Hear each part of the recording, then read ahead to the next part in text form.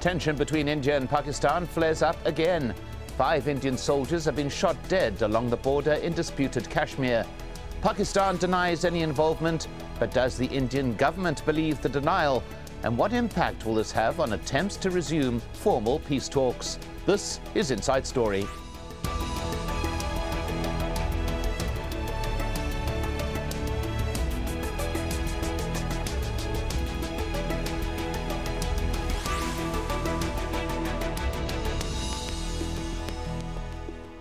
Hello and welcome to the program. I'm Mike Hanna.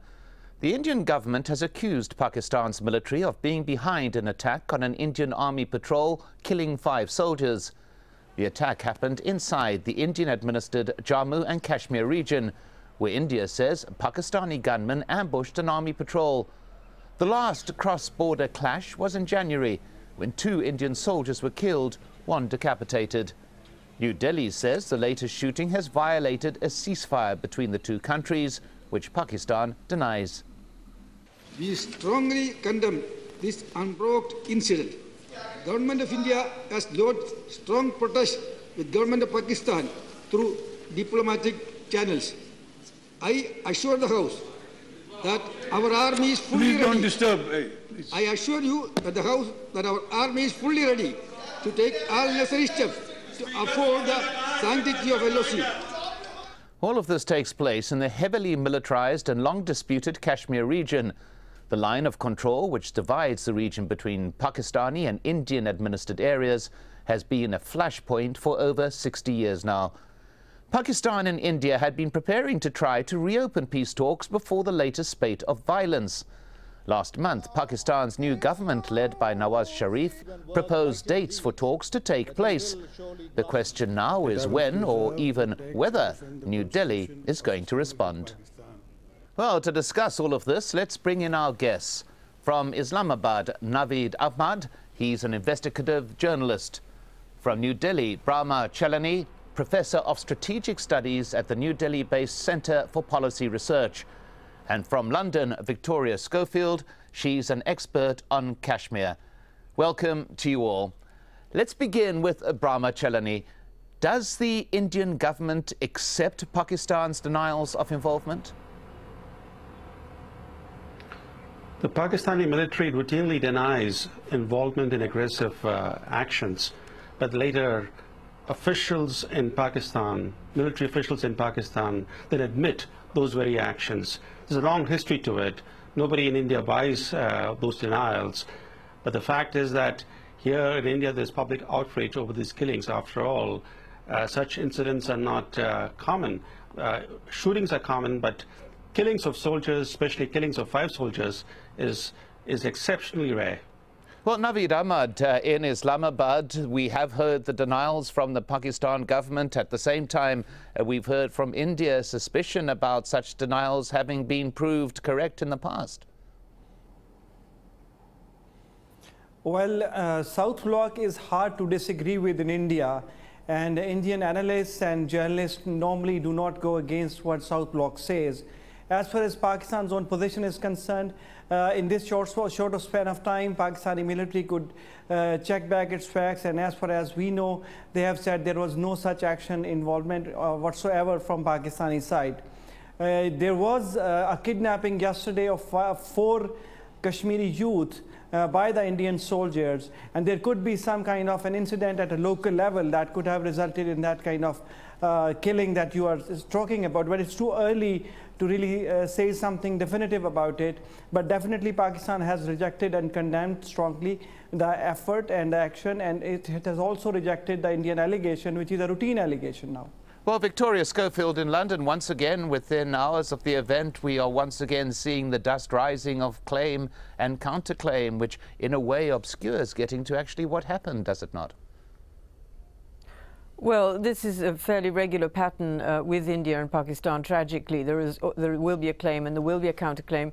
But I think it is very important that we find out exactly what happened, particularly really to avert feelings rising in both countries.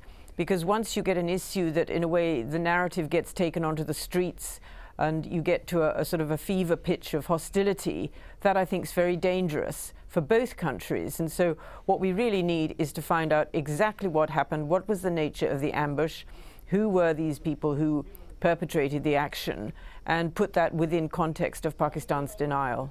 Well, Brahmachalani, you mentioned that feelings are running high in India. We saw in the a comment from the defense minister within Parliament, feelings running very high in Parliament as well. The danger that Victoria Schofield mentions there of passions running on the streets is a very, very dangerous one, and perhaps a possibility in this case? Well, this is not the only case where Indian soldiers have been killed this year. In January this year, there was another ambush. 2 Indian soldiers were chopped, and the head of one decapitated soldier was taken away as a trophy. At that time, public passions ran really high in India, and the government did everything to restrain those public passions. Since then, there have been an escalation in violations of the line of control. So we've seen a pattern this year, and the question that arises is, what is motivating the Pakistani military to up the ante? And I think there are 2 factors that are at play. One is the US-Pakistan relationship that was on the boil for more than a year. Now it's returned to normalcy. It has increased the room for maneuver for the Pakistani military. The other is the political crisis in India. It's dragged on for more than a year. There's a political paralysis, leadership drift in India, and that probably has also encouraged the Pakistani military. Well, Naveed Ahmad, if we can come to you on that particular point, let me just mention as well that India has claimed that the number of cross-border infiltrations has doubled this year alone compared to last year, as has the number of ceasefire violations. So there does appear to be greater activity on that Kashmir line. Why do you think it is happening?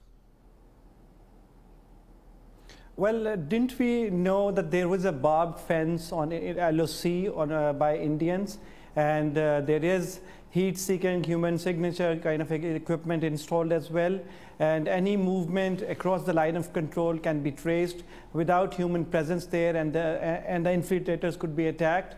India is much well prepared on line of control and working boundary to complain that infiltration is increasing. Yes, incidents of Indian Army's aggression in Srinagar and in Jammu and Kashmir have risen. There has been more death toll. There has been more incidents on the line of control exchanging fire between the 2 militaries. But this infiltration is a claim that India has always had and never substantiated.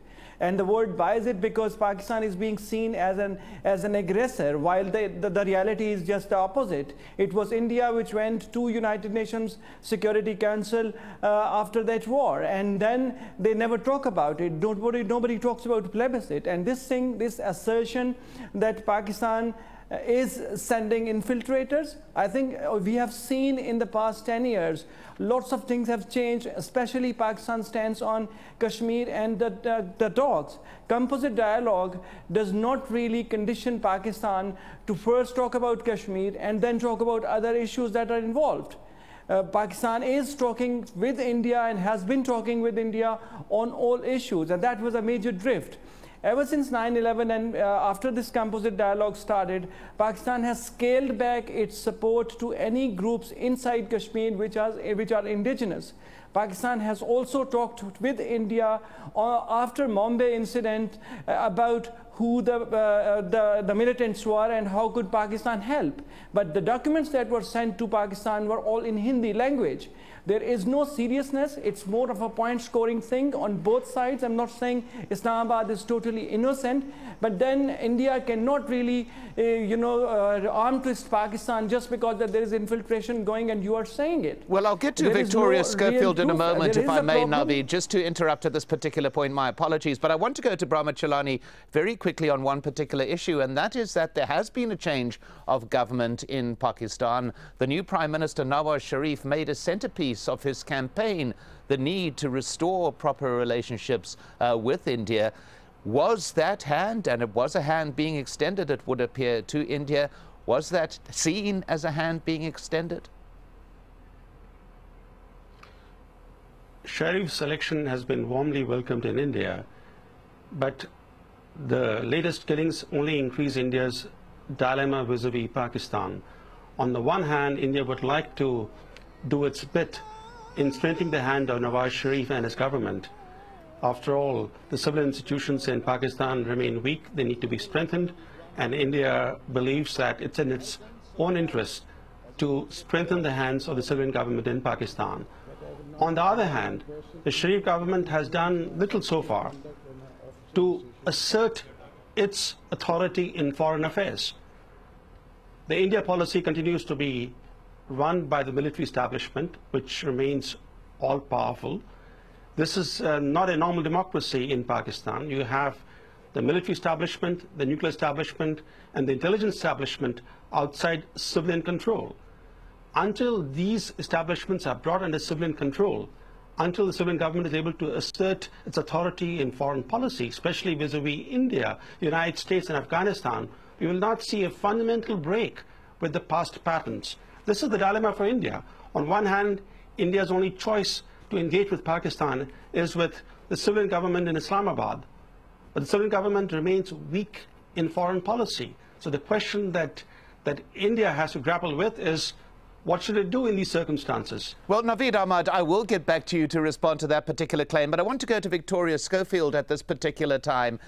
And as a student of history, Victoria Schofield, there does appear to be parallels. So last time Nawaz Sharif was Prime Minister, back in 1999, you almost had a carbon copy of events that are happening at the moment. Is this pure coincidence?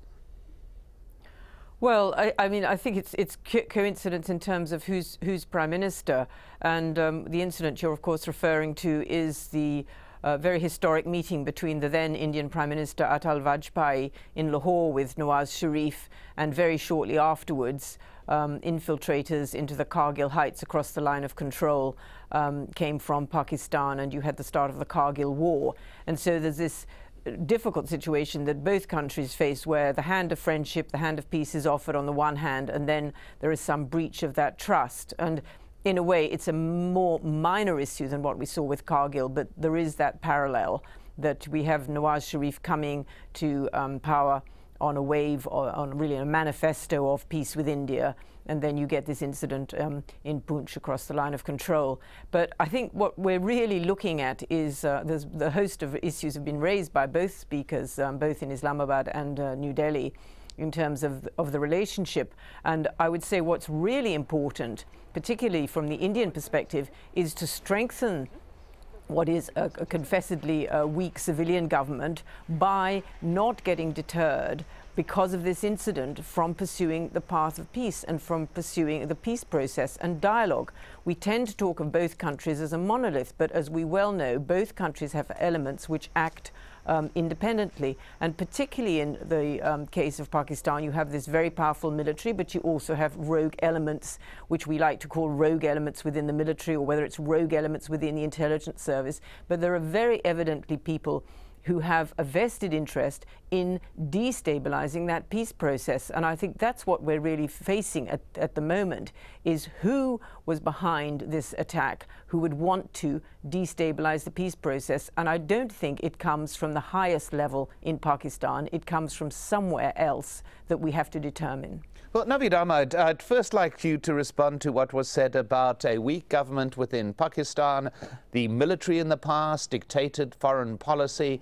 Is the government strong enough, the Sharif government strong enough, to enforce its own foreign policy on a military which until recently has been all-powerful? Well, there is no doubt that there have been changes in Pakistan. There has been quite a lot of positive changes as well with regards to the power of balance domestically as to who is going to say what. The situation on Kashmir or India with regards to Pakistan has changed considerably. The issues that are on the table would not have been on the table had it continued like it was in the 90s, when Pakistan was talking that let's talk about Kashmir first and then talk about the rest of the issues. Now all sides are open, all issues are open for discussion, and there are different groups that are taking up, specialist groups that are talking on trade and water issues, Sar Creek, Siachen, and other aspects of Pakistan-India controversies. So things are not as the same as they are being projected to be. And as for the 9/11 and post 9/11 Pakistan Army, there is too much in the bag for them to do, and they really cannot really look at India and formulate their own military doctrine as per India. Pakistani military is thinly spread across the tribal areas, across the country, and there are more issues to be worried about than one single track mindset that once used to be. That is not taken into consideration when Pakistan is attacked and Pakistan is seen by various analysts around the world. Yes, of course, military has a bigger say, and if India does not give any concessions, if India does not withdraw troops from Kashmir, a significant withdrawal of troops from inside the valley, Pakistani military will have a leverage in the affairs, because Kashmir and India consistently become the key factor for them to muster support at the domestic level. Well, Brahma Chelani, if I may interrupt again, Naveed, my apologies, but let me go to Brahma Chelani on this particular point.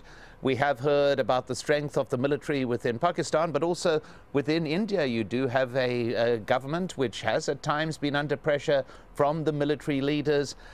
Is there a danger that the military puts pressure not just on the government in Pakistan, but on that of India as well, particularly with an election coming up next year? Well, the situation in India is just the diametrically opposite situation. The military in India is very weak in policy. It's been shut out from policy making. It has no role whatsoever in national security planning and national security policy making. If you go to the Pentagon, if you go to the British Defense Ministry or the Defense Ministry of any important democracy, you see uniformed officers in senior positions. Militaries everywhere do play an important role in shaping national security policy making, but not in India. The Indian military has been completely shut out from national security policy making. The political appointees in the Defense Ministry, the Defense Ministry is run by civilian bureaucrats, and their political appointees as the Defense Minister and as deputy ministers. So we have a very unusual situation in India. So there is absolutely no symmetry between what's happening in Pakistan, where the real issue is the ability of the civilian government to correct the heavily skewed civil-military relations so that the government in charge can effectively deal with countries like India. Well, Victoria Schofield, given the changes in Pakistan, and massive changes there have been, remembering 5 years of a civilian government underway for the first time ever in the country's history, a handover of power from civilian to civilian, is this creating a space, regardless of events like we've just had recently, is this creating a space where a proper dialogue is possible, and one that doesn't just go in fits and starts, but does establish some kind of traction leading to some more substantive end than we've had so far? Well, I would like to think so, and I think we have to, you know, we're very prone to look at the negative in relation to Pakistan, but I think it's important for Pakistan's institutional development that we have seen this peaceful transfer of power from one civilian government to the other. It is the first time in Pakistan's history, and certainly having stop-start democracy in Pakistan doesn't help to really keep the military out of policy making and back firmly in its barracks, where I believe it ought to be. But it's still very early days, and as has been pointed out, the Pakistan military still has a degree of authority within the country which really is not particularly conducive to feeling that it's not operating policy. But I feel that will come, and specifically I repeat the point I made, that I think if the Indian government can, in a way, feel and see the change in Pakistan and keep the dialogue going with the civilian government, by definition, that gives less authority to the military. And the same applies worldwide. Every time there was a crisis in Pakistan, the United States was very prone to talking to the military, and that enhanced its status rather than talking to the civilians. And almost it's the catchword on the streets that the civilian institutions are weak, therefore let's talk to the military. But actually what we've got to do worldwide is to boost the civilian government with its authority, and in a way I think things will change. But what I would like to say is that the key thing is that we have to see a resolution of the dispute that the two countries have over Jammu and Kashmir. And as we have noted, it has changed in the last 66 years. It's no longer the same territorial dispute that it once was. You've got a lot of Kashmiris with certain aspirations. And really and truly, what we've got to remove from the dialogue and from the debate is the issue of Jammu and Kashmir and its future. It has to be resolved. And I think if anything has to be on the negotiating table, it's how can India and Pakistan get to an amicable discussion over the future of Jammu and Kashmir, the former princely state, involving the people who live in the land, because that's really what this is about. Well, Brahma Chelani, I'm sorry if I may quickly go to him, Victoria Schofield. Brahma Chelani, Victoria Schofield, echoing there in a way what Naveed Ahmad has said as well, is that if there is space created for the civilian government in Pakistan, it will make it stronger if it is seen to be the point of contact. Is there an awareness in India that it can assist instead of criticizing a weak Pakistan government and the power that the military still wields? Is there a sensibility that perhaps India can in fact help by giving a greater responsibility and greater credence to that government? Well, not only is there an awareness of that, this is India's policy, and India will stay this course despite the public outrage over the latest killings. I think the scheduled meetings between the two prime ministers in New York and the discussions in New Delhi will be held. But the question is whether dialogue with a weak government in Islamabad can produce a fundamental break with past patterns. This is at the crux of the dilemma that India faces. Well, let's put that question directly, if I may, Brahma Chelani. Let's put that question directly to Naveed Ahmad. Is that possible? Well, you know, look at the Indian government. That's a very weak government. It has been struggling with its coalition partners. The term is ending in May 2014. What can Pakistan get from that government? Manmohan Singh's government is just there preparing for an election campaign. Realistically speaking, yeah, I'll go back to I'll just try to give you a sense of what has happened since Nawaz Sharif came to power. Twice, both the prime ministers have spoken on telephone. Once on the sidelines of ASEAN in Brunei, both the foreign ministers have met. Pakistan has responded positively by appointing a special backtrack ambassador, track 2 diplomacy ambassador, Shamshad Ahmed, a senior former Foreign Office fellow, to India. At the same time, there is a possibility of New York meeting still around. So this is what we have achieved. However, Pakistan does not really see much coming from India until the elections are over, and which we are looking at for 1 year. The least that I can expect, or the best we can expect, is that the composite dialogue resumes, and both these rounds that have to take place on Sir Creek and on water issues in the time frame of August to November, they are held.